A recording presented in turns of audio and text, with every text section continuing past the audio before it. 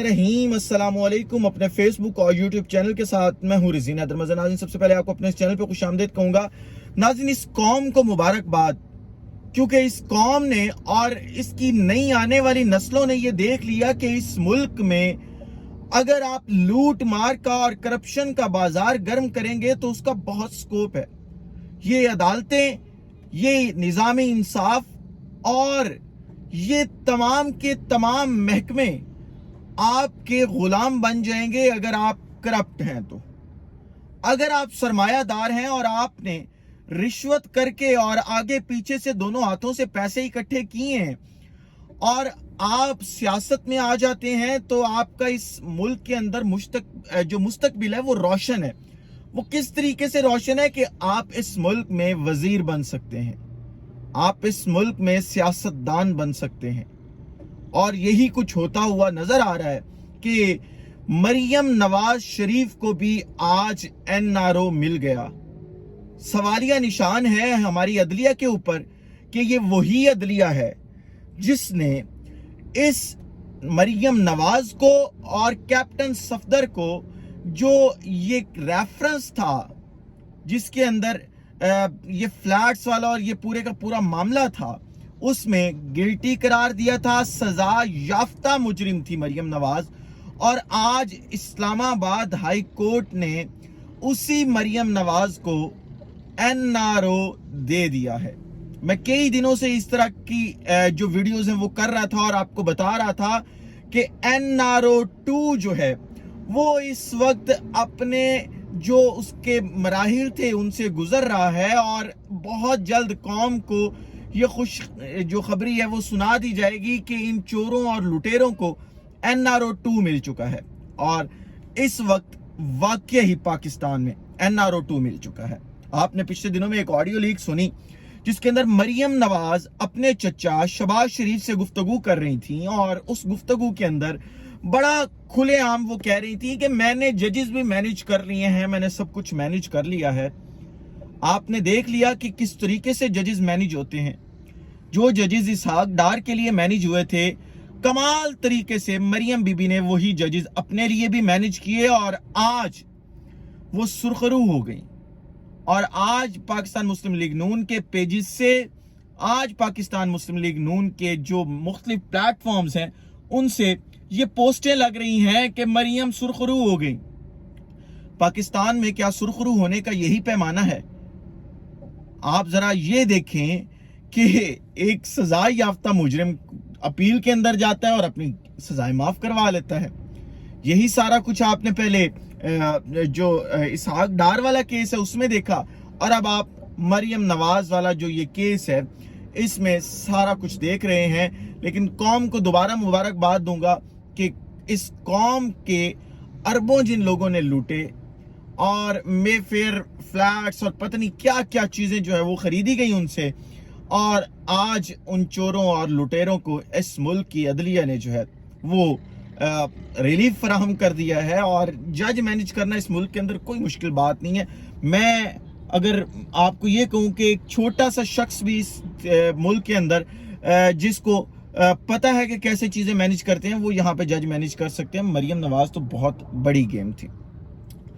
اگلی خبر جو آپ کے ساتھ شیئر کرنی ہے اس کا تعلق وزیر اعظم ہاؤس سے، اور آپ آج صبح سے جو ہے وہ سن رہے تھے کہ جو شہباز شریف ہیں وزیر اعظم پاکستان، وہ وزیر اعظم ہاؤس چھوڑ کے کہیں اور شفٹ ہونا چاہتے ہیں، کیونکہ انہیں یہ لگتا ہے کہ اس ملک کے اندر جو یہ وزیر اعظم ہاؤس ہے پاکستان کا یہ محفوظ نہیں ہے، اور اس کے اندر اب جو سیکیورٹی ہے وہ مسلسل بریچ ہو رہی ہے، تو ان کو یہاں سے جو ہے وہ موو کر جانا چاہیے. جس کے بعد اعظم نذیر تارڑ صاحب نے بھی ایک بیان دیا، انہوں نے کہا کہ ایسی کوئی بات نہیں ہے، شہباز شریف صاحب وہیں اسی جگہ پہ رہیں گے. لیکن بات یہ ہے کہ کیا آیا وزیر اعظم ہاؤس محفوظ ہے یا نہیں ہے پاکستان کا؟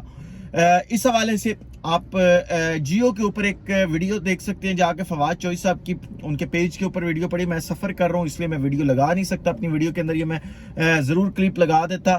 فواد چوئی صاحب یہ کہہ رہے ہیں کہ عمران خان صاحب کو جنرل باجوہ نے کئی دفعہ کہا کہ عمران خان صاحب آپ وزیر اعظم ہاؤس کے اندر अहम गुफ्तगू ना किया कीजिए, क्योंकि वज़ीर आज़म हाउस जो है वो महफूज नहीं है, यहाँ से पे रिकॉर्डिंग्स होती हैं और बातें लीक होती हैं।